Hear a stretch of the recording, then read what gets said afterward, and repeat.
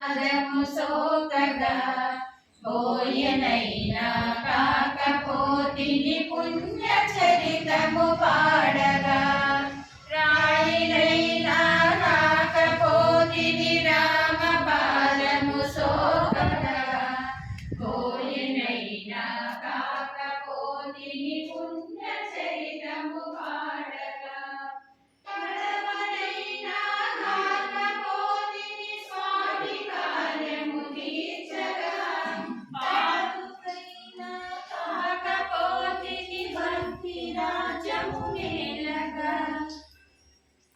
లోపల పక్షినైతే అతివసీతను కాంచన